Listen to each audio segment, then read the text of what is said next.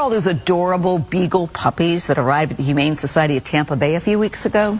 Well, they came from pretty bad conditions at a company that breeds beagles for medical research. And when the USDA discovered what was going on at Envigo kennels in Virginia, including starving and sick dogs, a judge ordered their release.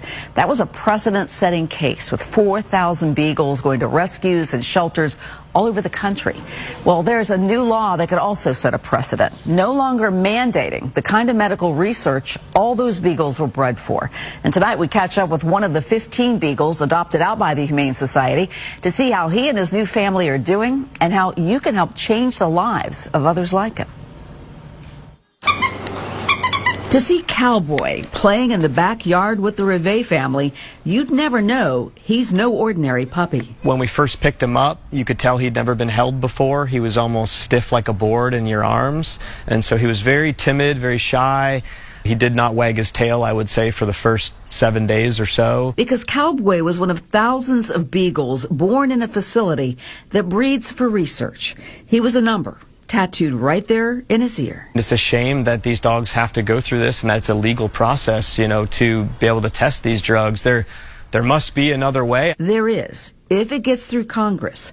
It's a bill called the FDA Modernization Act. And it simply repeals a 1938 Depression-era mandate that requires animal testing for any drug approved by the FDA and makes that optional instead of a mandate. Marty Irby of Animal Wellness Action says even drug makers support it because they have to test on animals, whether they need to or not. It's a tremendously high failure rate on animal testing, and it's mostly only done because the 1938 law requires that it be done for any drug or vaccine approved by the FDA. And beagles are the dog of choice because they're so sweet-natured and forgiving despite what's done to them. We've seen a lot of these dogs used in experiments where they cut their vocal cords because they make so much noise.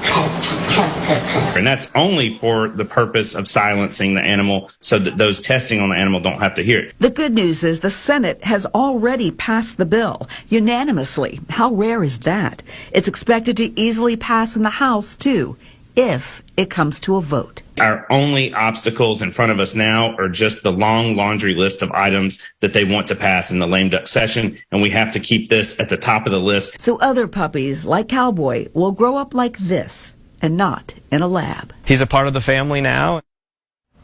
So what can you do to help make sure this bill gets passed? Marty Irby says call your members of Congress and call the Speaker of the House office also, urging that the legislation go to the floor for a vote. You need to keep up the pressure, make sure it goes to a vote. He says it's crucial that this bill come to a vote before Congress goes home for the holidays.